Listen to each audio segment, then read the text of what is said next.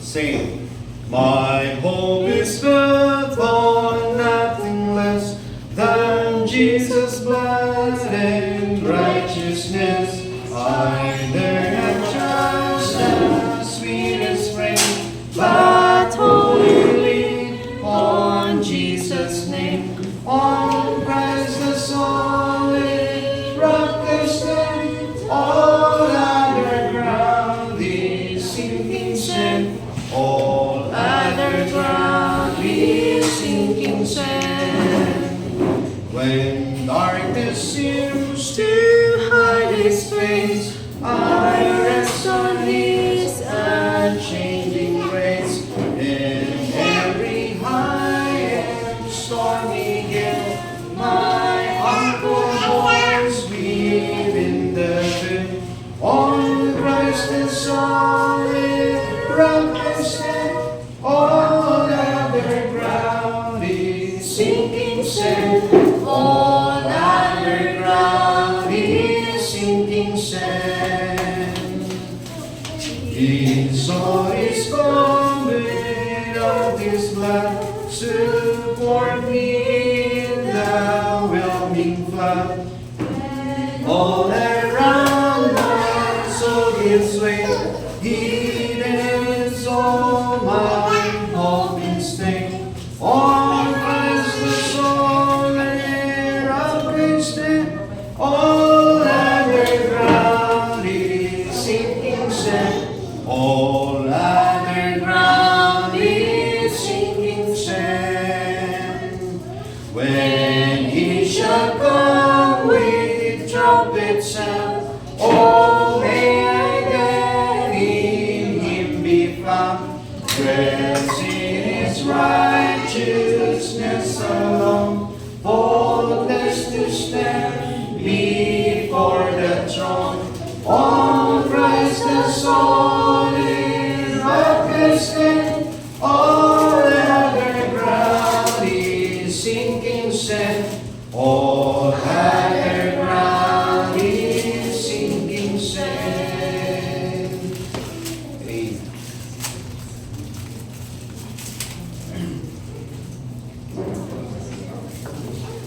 Another hymn, 268. And this time I'd like to call Brother Borge to lead us in singing 268. Wonderful Grace of Jesus.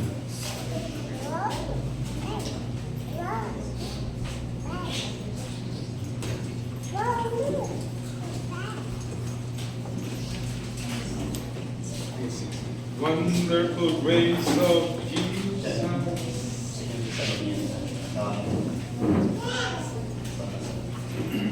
I have already seen. Wonderful grace of Jesus, greater than all my sin. How shall my tongue describe it? Where shall its praise begin? Taking away my burden, setting my spirit free, for the wonderful grace of Jesus reaches me. Wonderful the Master's grace of Jesus, deeper than the mighty rolling sea. Higher than the mountains, sparkling like rock sail, all sufficient grace for me. Broader than the scope of my transgressions, greater far than all my sin and shame. Oh, magnify the precious name of Jesus. Praise His name. Wonderful grace of Jesus, reaching to all the lost. By His unhappy pardon,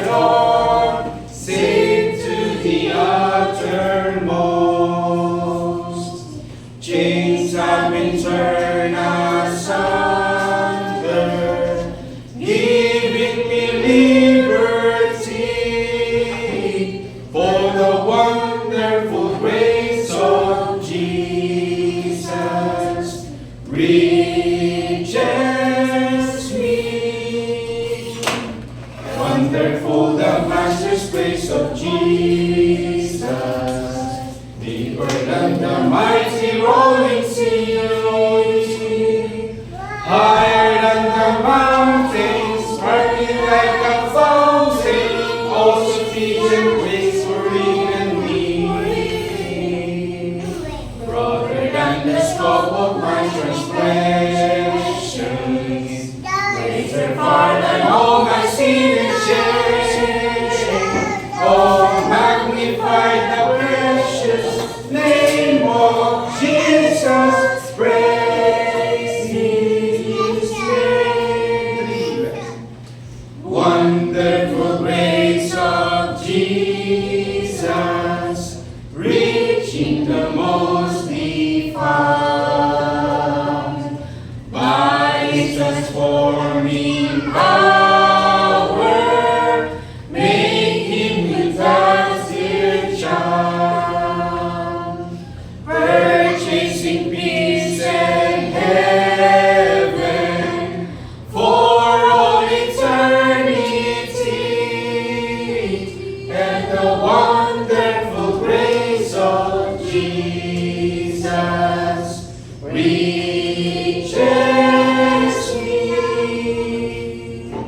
Wonderful the Master's face of Jesus, deeper than the mighty rolling sea,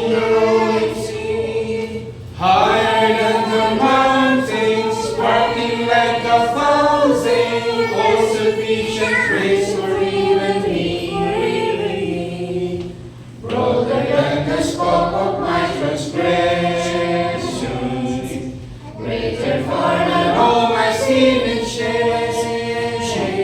Oh, magnify the precious name of Jesus. Praise His name. Next song po kay Brother Peace.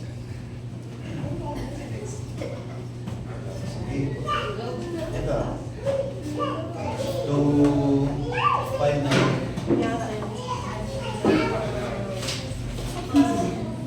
No,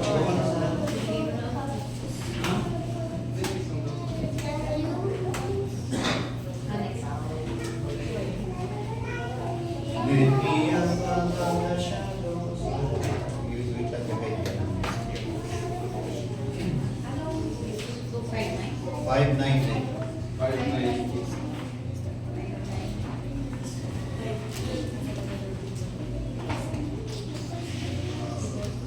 Okay, let's sing po our hymn song 259.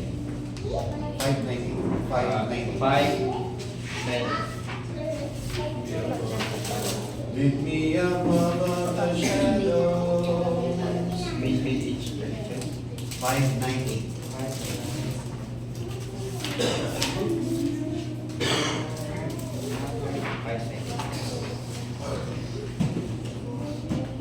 Lead me up above the shadows, plant my feet on higher ground. 590. Lead me up above the shadows, plant my feet on higher ground. Lift me up above the shadows, where the pure sunshine is found.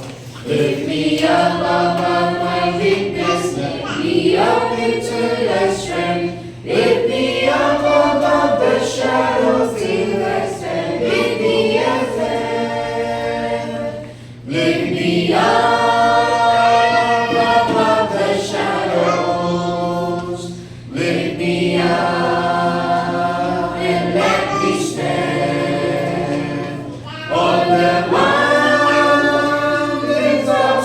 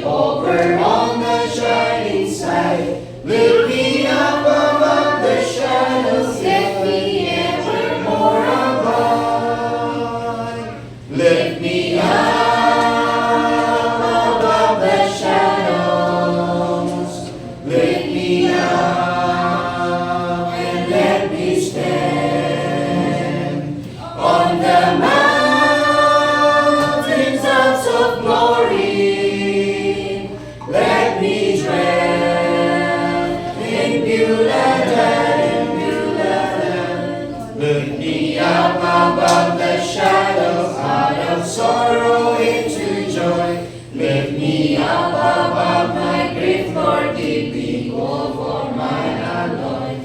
Then when death must claim my spirit, and the storms of life are past, lift me up above the shadows till inherit the clouds. Lift me up above the shadows. Lift me up and let me stand on the mountains of glory. Let me dwell in beauty.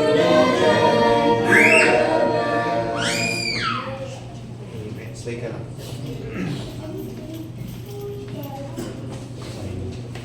Sige, siya.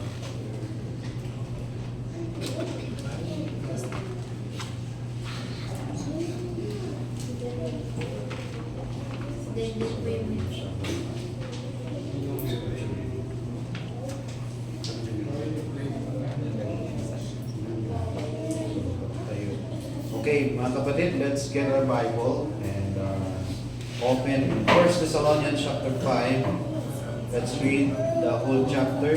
So, verse 2 kami.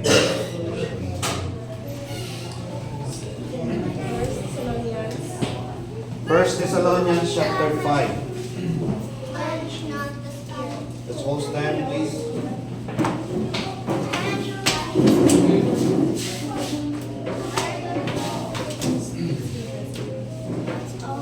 Verse 1. Verse 1. Yet of the times and the sea, sons, brethren, ye have no need that I write unto you. For yourselves know perfectly that the day of the Lord soon cometh as the thief in the night. For when they shall say, Feast and satisfy, then sudden destructions cometh upon them, as travel upon woman with child, and they shall not escape. But ye, brethren, not in darkness, that they should overtake you as a thief. Ye are all the children of light, and the children of the day. We are not of night, nor of darkness. Therefore, let us not sleep as do others, but let us watch and be sober. For they that sleep, sleep in the night, and they that be drunken are drunken in the night. But let us who are of the day be sober, putting on the breastplate of faith and love, for an helmet the hope of salvation. For God hath not appointed us to wrath, but to obtain salvation by our God Jesus Christ. Who Who died died for for us, us, that that whatever whenever we wake or sleep, we should live together with Him. Wherefore, comfort yourselves together and edify one another, even as also ye do. And we beseech you, brethren, to know them which labor among you and are over you in the Lord, and admonish you, and to esteem them very highly, and love for their work's sake, and be at peace among yourselves. Now we exhort you, brethren, warn them that are unruly, comfort the weak-minded, support the weak, be patient toward all men. See that none render evil for evil unto my man, but ever follow that which is good, but among yourselves and all men. Rejoice evermore. Pray without ceasing. In everything give thanks, for this is the will of God concerning Jesus Christ concerning you. Went not the Spirit, despise not prophesying, prove all things, hold fast that which is good. Abstain from all appearance of evil. And the very God of peace sanctify you wholly. And I pray God, your whole spirit and soul, and body be preserved blameless unto the coming of our Lord Jesus Christ. Faithful is he that calleth you, who also will do it.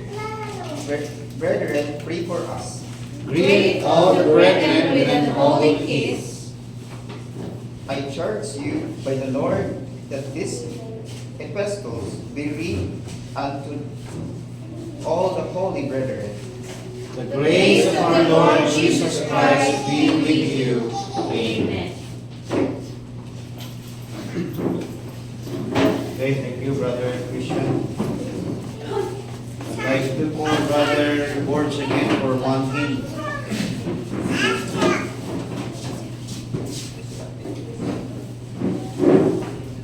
Hymn number 30, please.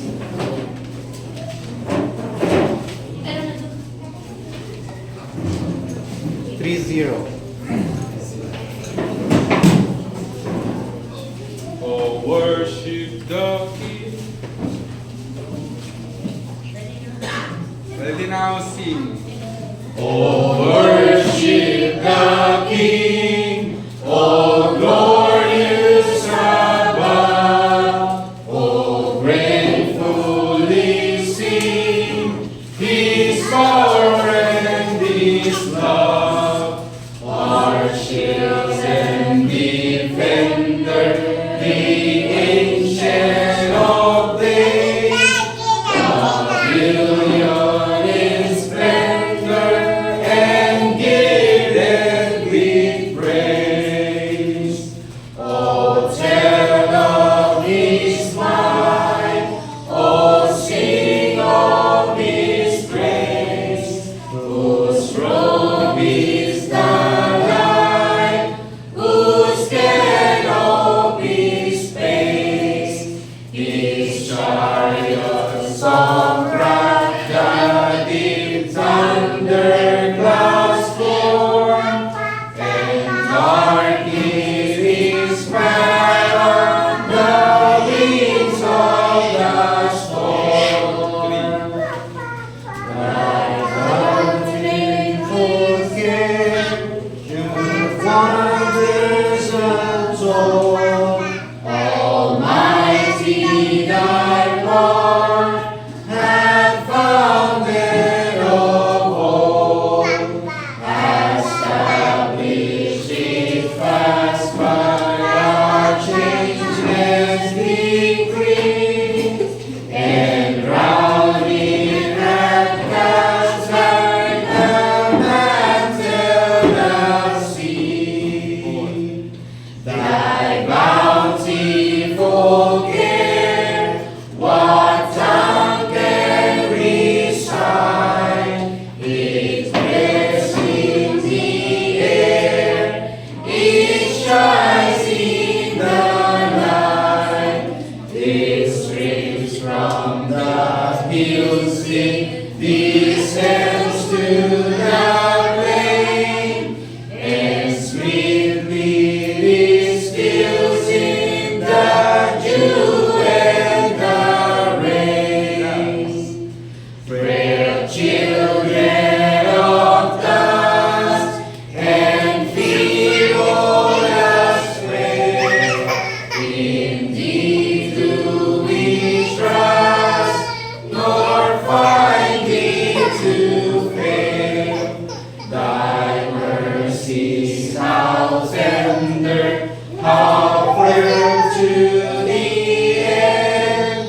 Our Maker, Defender, Redeemer, and Friend.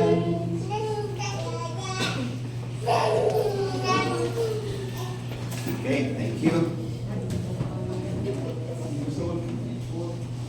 Para may makishare sa makishare sa kakabahan.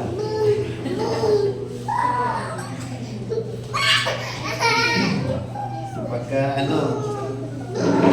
pag nanonood lang kayo, parang medyo namin-feel, no? Pero pag kayo nandito, okay, mga kapatid, sa atin pong binasa na aklat, purihin ang Panginoon. Dahil the only way to teach our people, or especially mga kapatiran na able naman dapat, kapag pinaplano, hindi nangyayari, di ba? Pero pagka hindi makapagplano, nangyayari kasi hindi na makapag-hinder si Satan eh. Pagplanuhin mo, ilagay mo, oh, ikaw yung song leader, ikaw yung scripture reading, pero mo sa Sunday, wala yan. Kaya kung sino lang yung magsimba, yun lang. So, hindi nakakapagplano si Satan na hadlangan kayo. In verse 18, 1 Thessalonians verse 18, sabi dito, in everything, give thanks, for this is the will of God in Christ Jesus concerning you. Maraming beses ko na itong share or na-preach in different perspective. Let's take it again. Sabi dito, pag ating hihimay, no, in everything, give thanks. When we receive something good, di ba, pag nakatanggap ka, binigyan ako ni tatay ate ng manok dati. Di ba? Something good. Jadi, ang bilis ko magpasalamat, di ba? Kasi maganda yung binigay niya. The same thing when you receive, when you are promoted sa trabaho mo, sino dito yung naka-experience ma-promote? Wala pa? Kaya, Pastor, kailan kaya mangyari sa akin ma-promote naman ako? So, askis lang ba? Alam mo, pag naka-experience ka ng promotion, parang nag-uumapaw yung saya mo, na parang feeling mo, magagawa mo lahat. When you experience healing, di ba? May sakit kayo, tapos gumaling. Di ba? Or even provision, di ba? Yung panahon na walang-wala ka, di ba? Kung problema ka, kung ano yung pambayad mo, o kaya yung sasaing mo, pinabukasan, tapos may dumating, nagbigay sa'yo. Di ba? Tapos yung pang hindi ka talaga humihiling, pero may dumating. Di ba? Tapos, meron kang transaksyon, nagbenta ka ng sasakyan, tapos, di ba, nabigyan ka ng commission. The point is, it's easy to say thank you. Tama? Thank you, Lord. I got promoted. Thank you, Lord. I got healed. Thank you, Lord, for this provision or success. Napakadaling magpasalamat. If you receive something good, tama? Very easy. No struggle. Walang double think na thank you. Di ba? Kahit hindi ka marunong mag-thank you, pa-thank you ka na lang, di ba? Kahit hindi ka spiritually masyado, pag na-promote ka, talagang ang galing ng Panginoon, di ba? Parang grabe, umapo yung ano.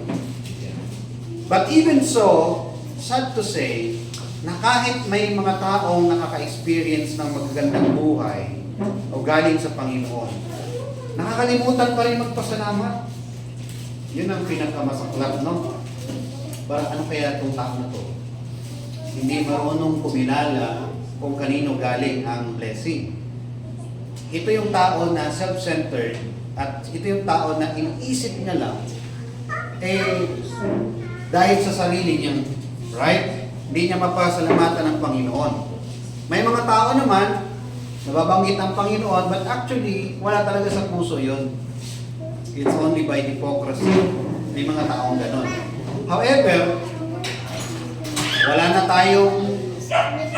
naman tayong concern, hindi naman natin siya trabaho to scrutinize dahil unang-una, ang Panginoon naman, ang Panginoon naman talaga ang nakakakita ng damdamin natin, right? So, if man can easily thank God or say thank you Lord from receiving good things, many people forget to remember God's goodness when life becomes difficult. May mga tao naman na nakakalimutan ng Panginoon na magpasalamat kapag ang sitwasyon ay mahirap. Tama? Pag naghihirap na. On the other hand, may mga tao naman na kapag mahirap, doon malapit sa Panginoon. Kaya, huwag na kayong magtaka kapag lagi kang pinaghihirap ng Panginoon. Bakit? Kasi yun yung kondisyon na lagi kang malapit sa Kanya. Kaya kung gusto mo namang umalwan, wag lang sa panahong naghihirap ka, doon ka lalapit sa Panginoon. Pag umalwan ka, pakitang gilas ka naman na malapit ka pa rin sa Panginoon kahit may mga blessings, di ba? Pero ito yung case. What about when your prayer seems unanswered? Paano kung may panalangin ka tapos hindi tinutugon ng Panginoon? Like for example, paano kung may sakit ka o kaya merong nawala? Or sabihin natin, you experience rejection. Di ba? O kaya sabihin natin, kabiguan. Paano yun? Ito yung tanong. Magpapasalamat ka pa rin ba sa Panginoon? Sa kabila ng mga ganito na ikaw ay na-reject, ikaw ay hindi tininig ng Panginoon, ikaw ay nabigo. Sino dito na-experience na mabigo? Sa pag-ibig. Heartbroken. Di ba? Heartbroken na ba kayo? O kayo yung nang heartbroken? Di ba? Kung na-experience na yun, can you still thank God? Di ba? May nawala, may mga mabigat. Ito, kaya nandyan si Job para bigyan tayo ng sagot. Tama? Because in these deepest experiences, you can see Job. Job lost everything. Comfort, riches, anything. Job lose everything. Tama? So, but God is teaching us that thanksgiving is not only for blessings, but for every season. Ito sabi dito, in everything, give thanks. God is teaching us, kaya mayroong abundance, ang mga mananampalataya like David, Solomon, sino pa? Joseph. There are characters in the scripture who display abundance, blessings from God, and yet they remain faithful to God. No? And there also an image of features like Job, who used to be in abundance and lost everything. Material, financial, moral support, and most especially, loved ones. Alam mo ba kung ilan ang nawala kay Job na buhay? Sobrang dami. Lahat ng kanyang anak, totally gone in just in one day. In a day event, nawala lahat ng kayamanan, nawala lahat ng kanyang kalusugan, at nawala rin yung kanyang mahal sa buhay. And ang pinakamalupit pa dito, yung kanyang mismong katuwang sa buhay, expectedly na dapat mag-support sa kanya, mag-comfort sa kanya, yun pa yung dumihin sa kanya sa kabigatan. Ano ba ang sabi ng asawa niya? May asawa na ganito pala, no? Yung sa halip na i-lift up ka, lalo ka pang i-down. Ano ba naman, Job? Maglilingkod ka pa rin ba sa Panginoon? Sumpain mo na ang Diyos at mamatay ka na. Nakarinig na ba kayo ng ganyan sa asawa niyo? Baka guguho siguro ang mundo mo pagka ganyan ang tema ng maririnig mo sa asawa mo. Hindi pa nga ganyan, na-discourage ka na. Di ba? Simpleng pa nga lang pangingita, discourage ka na. Maaring hindi binigay sa'yo yung ganung klase ng asawa, baka hindi mo kayanin. But Job came. Job, pinicture si Job para takita ang kakayanan ng Diyos na i-elevate ang kalagayan ng isang tao in a spiritual sense kahit siya ay walang-wala na. Wala siyang anything. Di ba? But God elevates Job in his spirituality. Yun naman kasi yung pinaka-centerpiece ng buhay na pleasing to God. Ano ba nang ginawa ng Panginoon sa atin? He created us to please Him. And the peak of man's development, yung pinaka mataas na kayang abutin ng tao to please God is not on the abundance of life. Hindi ibig sabihin na kailangan sobrang yaman mo para masabi mong you are so pleasing God. God see us, teaching us or taught us that God can still raise someone who are totally at the depth ang pinakamalalim na kalagayan ng kahirapan, and yet He can mold him to give praise to God and honor. Kaya nga nasambit doon yung mga salitang hubad akong lumabas sa aking magulang. Hubad din akong babalik sa Panginoon. Di ba? Tatanggap lang ba tayo ng mga mabubuting bagay sa Diyos? Hindi ba tayo tatanggap ng masasama? Ibig sabihin ng masasama, mga uncomfortable or evil experience, mga painful experience. Kaya nakakahiya din pala, no? Pag na-discover natin na God has a purpose in your pain. God has a purpose in your struggles. Not for you to mourn, but for you to thank God. But for you to praise God. Why? Because sabi ito, in everything, give thanks. Thanking God is not a seasonal. Tama? It must be in all angle. You know, hindi po nagkakamali ang Panginoong ilagay ka, pahintulutan ka sa anumang sitwasyon mo sa buhay mo ngayon. Hindi siya nagkakamali na i-allow sa iyo mangyari yon at para maging justification mo na, Lord, hindi ako nakaka-praise sa iyo. Hindi ako nakakapag-serve sa iyo ng maayos dahil ganito yung sitwasyon ko.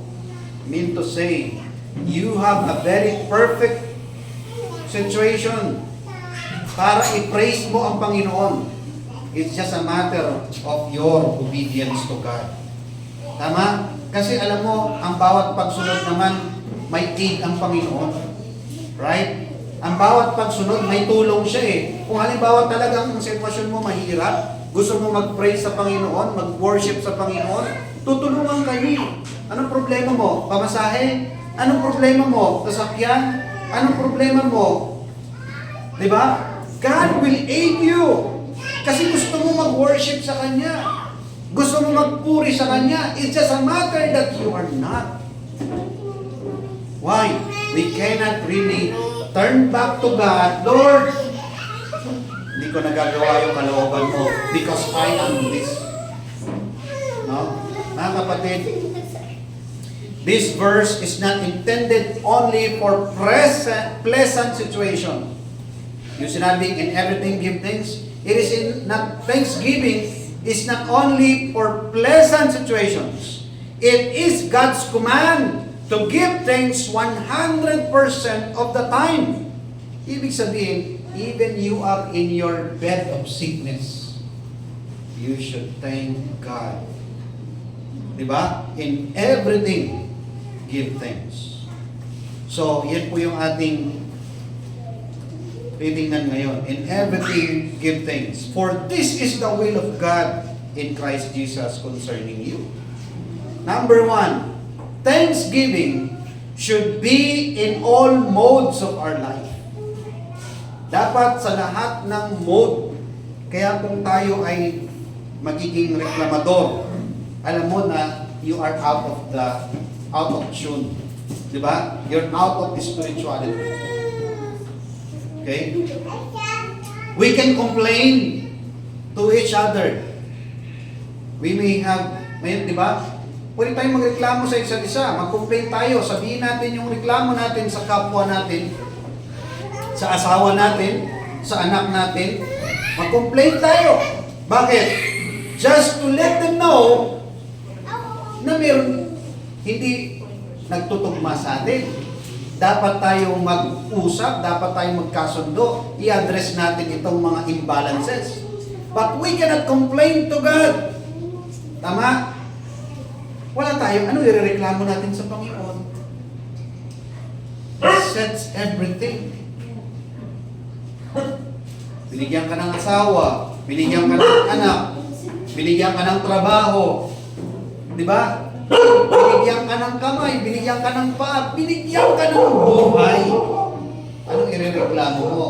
All of these things comes from God. Pastor, hindi kasi ganito yung gusto kong kalagayan ko para magpuri ako sa Panginoon. Gusto ko, Pastor, yung nakatira ako sa Forbes Park, may swimming pool, mga ganda yung mga sakyan ko, mga Lamborghini, mga Porsche. Pastor, ganun yung gusto ko na kalagayan bago ako maging sobrang faithful sa Panginoon. Pero itong hirap ko ngayon, parang hindi ko mahalin. Ayaw ko naman ganito. Di ba? Wala namang pakialam ang Panginoon sa mga bagay na yun. Di ba? Hindi naman nai-impress ang Panginoon dahil ang ganda-ganda ng kalagayan mo sa buhay dito sa lupa.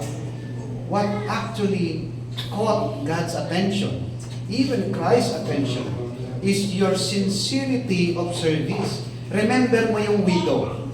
Di ba? God watched all people that yung doon sa templo, pinanood ng Panginoon, tiningnan niya talaga sino ang totoong nagpupuri sa Kanya.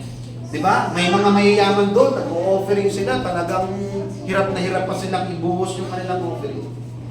While there is a poor widow, take note ha, poor na siya, widow pa. Tapos babae pa. Pumunta siya doon, inulog niya yung 2 mites. Ano yung 2 mites? Maliit pa sa centimos. Diba? Inulog niya lahat. And you know what that 2 mites? Sabi ng Panginoon sa kanyang kasamang sa disipulo, sa tingin mo sino ang nagbigay ng malaki? Di ba? Hindi nila masabi. And the Lord says, the poor widow. Di ba? Because that's only her living. That 2 mites is the value of her living. You know, wala na siya eh. After that, mga kapatid, God is not after your achievements. God is not after your wellness dito sa mundo na to. What the Lord after is your sincere obedience. Especially when you are thanking God at all modes of your life. Alam ba yun? Kahit saan ka bumaling, Panginoon, salamat. Di ba? May nawala, pero may pumalit na may dapat kang ipagpasalamat. Diba? Parang kami yan, sinishare ko sa misis ko. Nung time na ang ganda ng kotse namin, hindi ko masyadong appreciate. Kasi nasanay ako na ganun eh. 8 years ako na laging palit-palit ng sakyan, brand new. Sa kalangan ng iba, mayaman kami. Diba? Brand new, ako yung unang gagamit. Tapos nagkaroon kami nitong 2010, 15 years, kasing edad ng experience ko sa trabaho. Pero doon ko siya, lagi ko sinasabi, na-appreciate ko, salamat Lord, salamat. Kasi dinadala kami nito kung saan kami pupunta ng maingat. Tapos yung comfort namin, parehas lang naman sa natin. Diba? It's a matter, well, sometimes God take away, you think best. Sometimes God take away what man think is best for you to appreciate, you think less. Diba? Para ma-appreciate mo yung akala mo, walang kwenta. Yung akala mo, uy, kawawa naman siya, na-downgrade na, ganito, gano'n. Ano bang meron ka before na maganda, tapos inalis ng Panginoon sa'yo? Tapos pinalitan ka ng ganito na sa tingin mo mas mababa. dapat ang attitude mo doon, thank you Lord. Di ba? Thank you Lord. No? Kasi sabi nang dito, let us not sleep. Verse 6 to 11, let us not sleep, do others, but let us watch and be sober. You know, Paul reminds believers to live spiritually awake. Pag sabi spiritually awake, walang night and day sa'yo with regards to thanking God. Ay, hindi mo na ako magpasalamat ngayon kasi I'm at the dark of my life. I will resume my thanksgiving kapag ka brighter side na. There is no night and day in thanksgiving to God. Diba? Kasi sabi dito, whether in a day or night, waking or sleeping. Kaya nga sabi ng scripture, diba? Whatsoever you do, whether ye eat or drink, do it for the glory of God. Thanksgiving is not seasonal. It is not for Sundays. No? It is not when life is easy. It must be practiced in success and in struggle, in health and in sickness, in abundance and in lack. Kahit doon sa kawalang-wala ka. Alam nyo, ma-appreciate mo yung pagiging wala dahil ma-appreciate mo ang kahit kaunting tulong. If you have in abundance, you will not appreciate 2,000, 1,000, 500. Lalo na yung 100 lang. But the Lord will teach you to appreciate even single peso if God takes away first everything from you. Diba? Kaya huwag mong hintayin na turuan ka ng Panginoon i-appreciate yung piso. Huwag mong hintayin na turuan ka ng Panginoon i-appreciate yung 5 sentimos. Bakit? Kasi pag dumating yun, ibig sabihin, walang-wala ka talaga. Dadaling ka ng Panginoon sa walang-wala ka para ma-appreciate mo yung piso. Bakit? Piso lang. Nag-promo. Kung mayroon kayong piso, mayroon kayong 25 kilos na bigas. Sipin mo yun sa kanto, mayroong biglang nag-promo. Piso lang.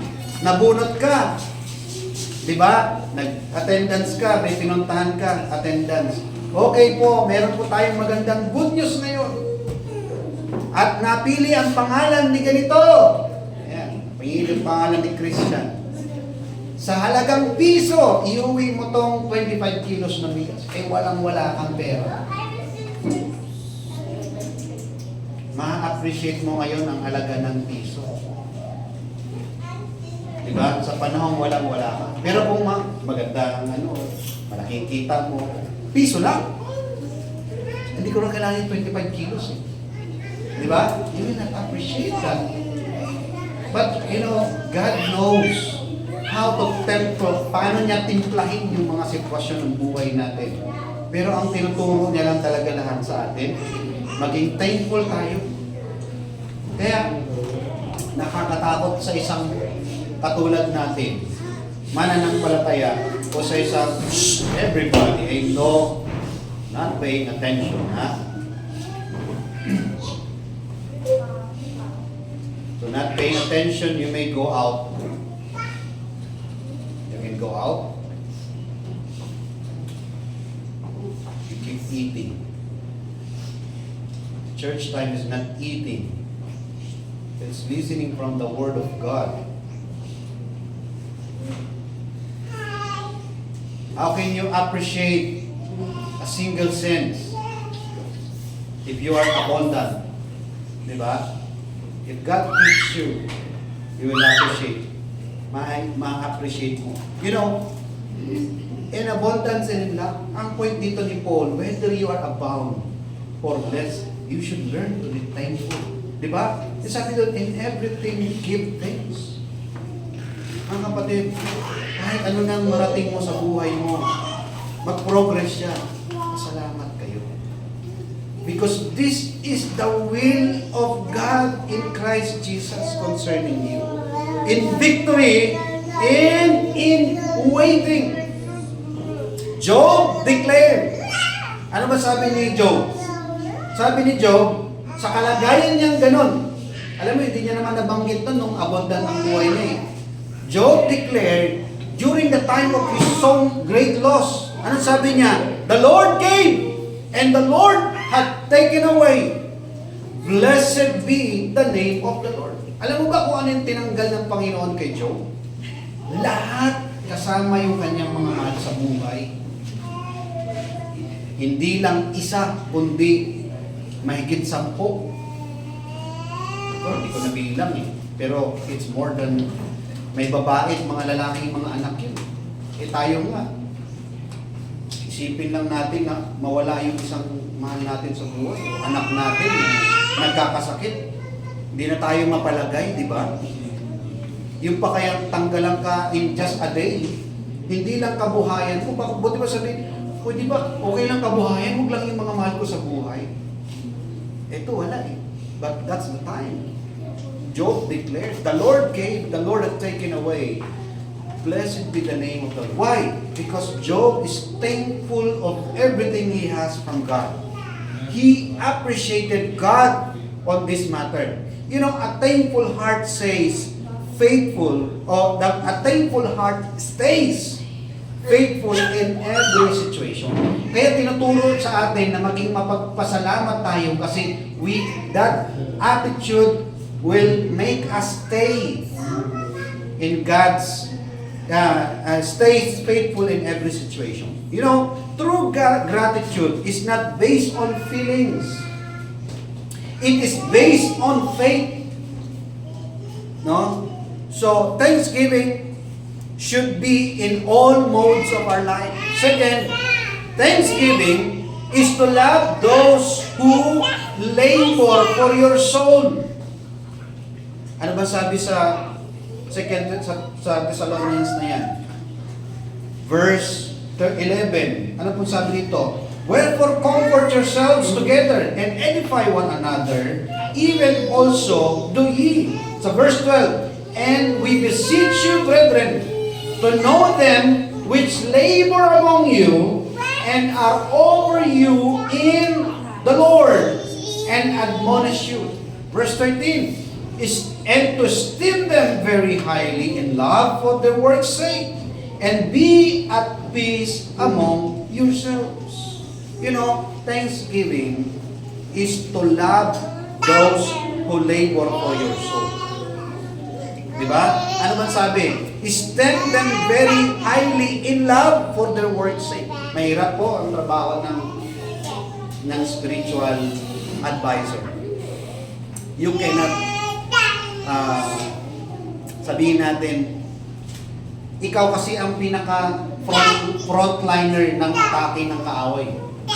Pag ang pastor o mga leaders ng church pinabagsak ng kaaway at bumagsak, napakadali ng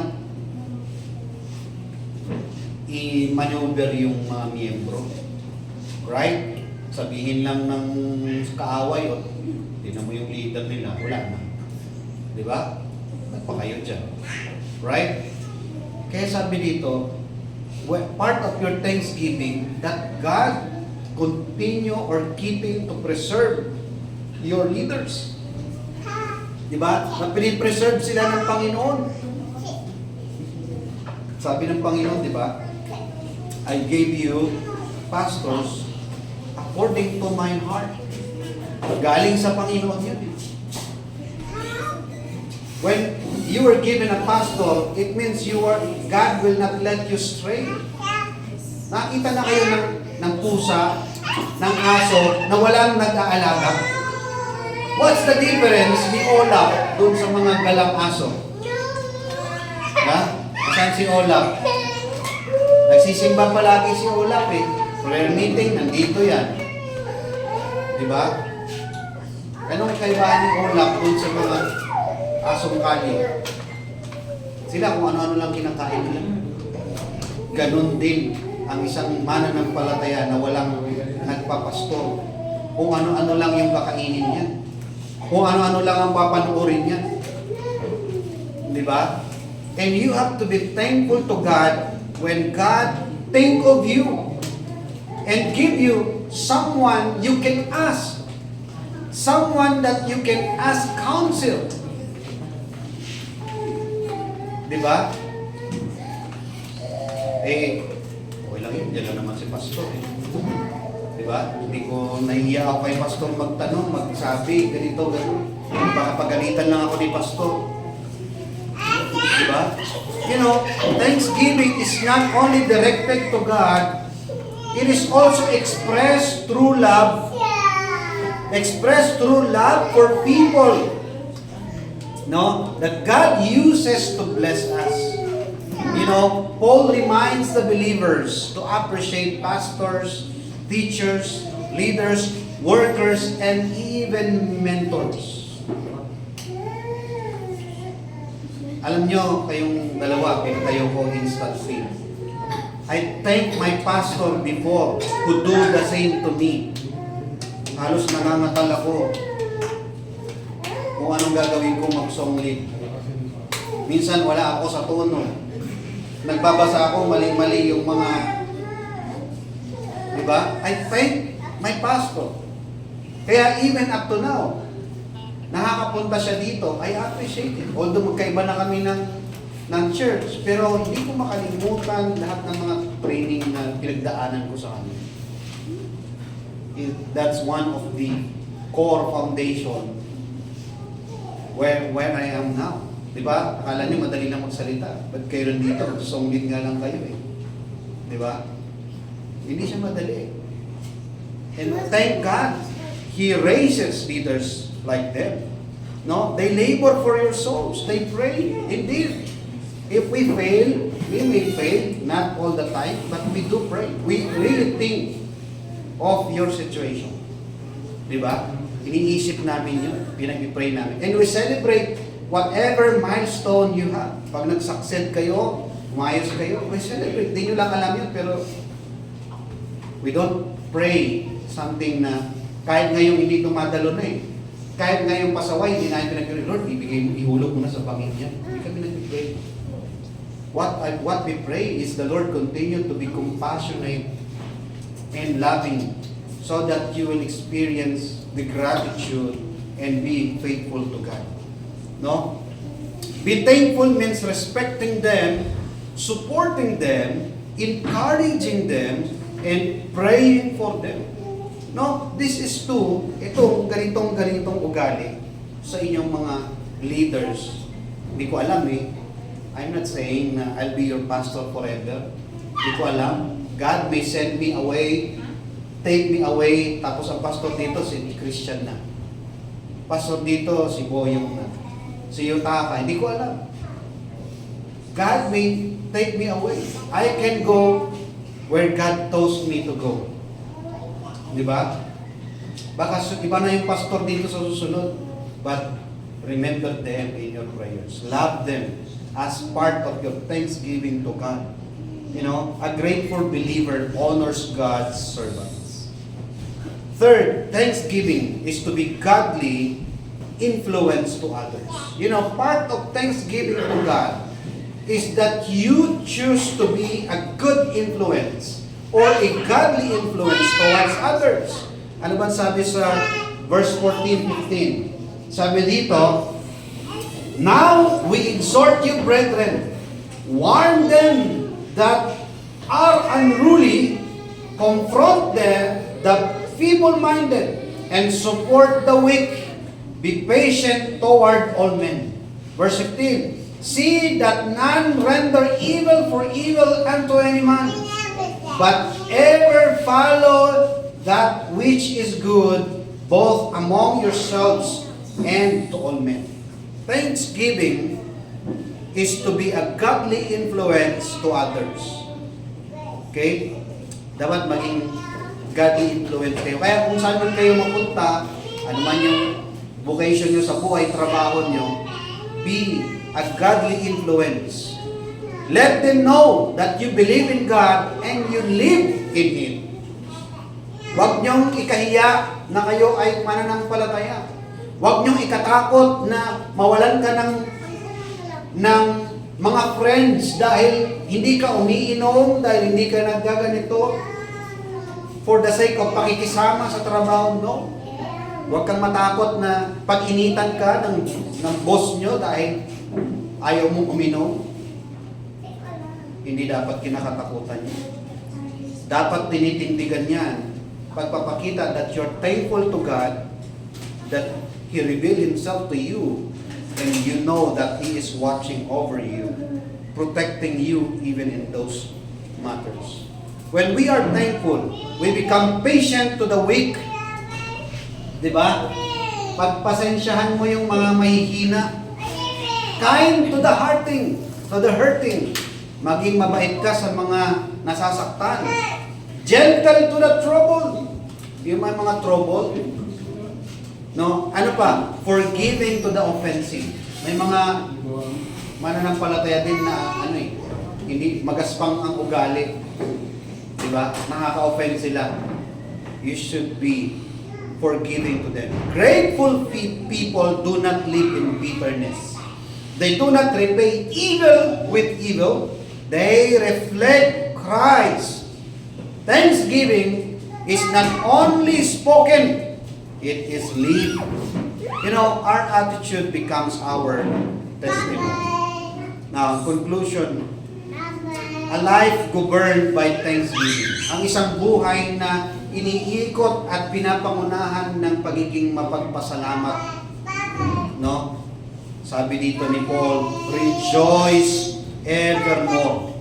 Diba? Sabi dito, rejoice evermore, verse 16. Pray without ceasing.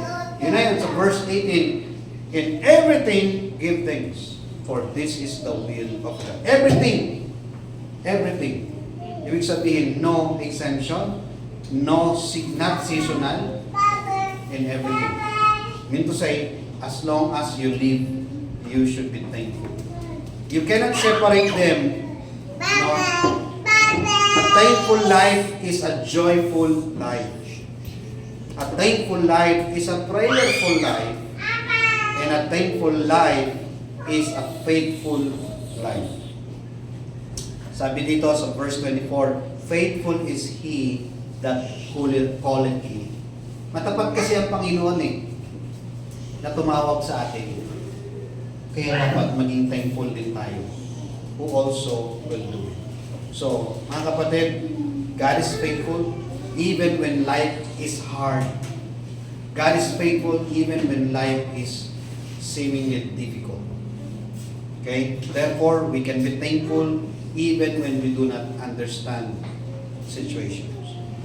So, may the Lord bless you. Let's pray. Panginoong Diyos, salamat sa iyong salita, salamat sa kabuuan ng iyong gawain sa lugar na ito. Naway patuloy mo kaming bigyan ng isang pusong puno-puno ng gratitude. May we indeed govern by a thankful heart, because knowing that you are God who are faithful and never fails on your promises. And even kahit hindi kami faithful, you remain faithful. Salamat po, purihin ka. These things we pray in Jesus' name. Amen.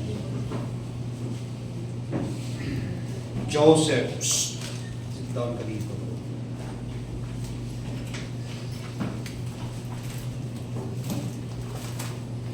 Five, 7, 6, please.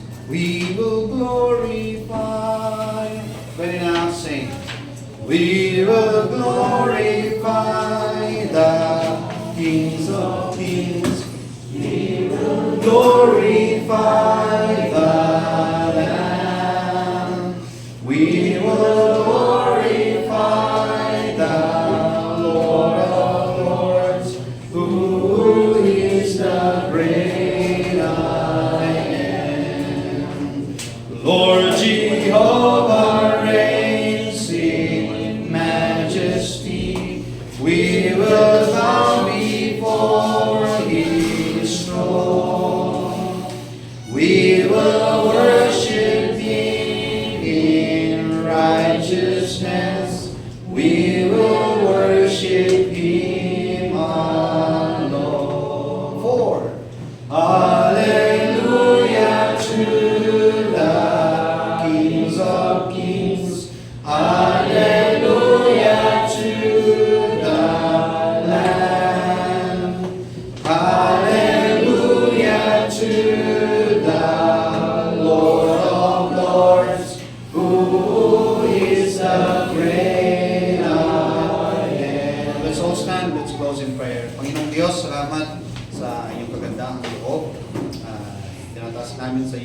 mga offerings at mga kaloob na ito. Inyo po itong basbasan na sanctify at maging banal na material upang maging kagalit-galit sa iyong gawain.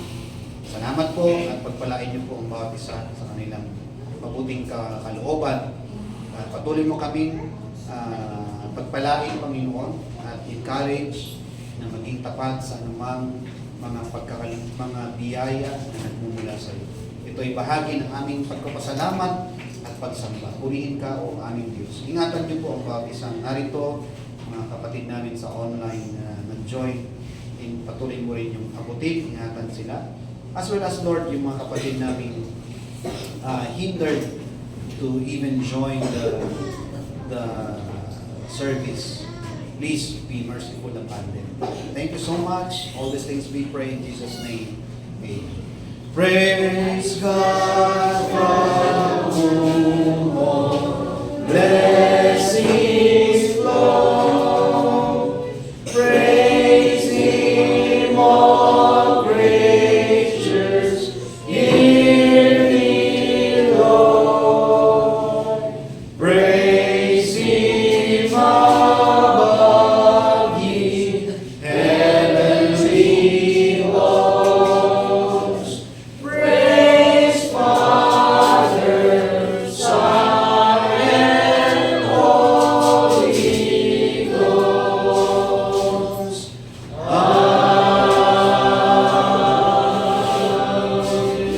Amen. The Lord bless you and keep you. Make His face to shine upon you. God bless and good. And happy Lord's Day, everyone. God bless all. Bye. God bless all.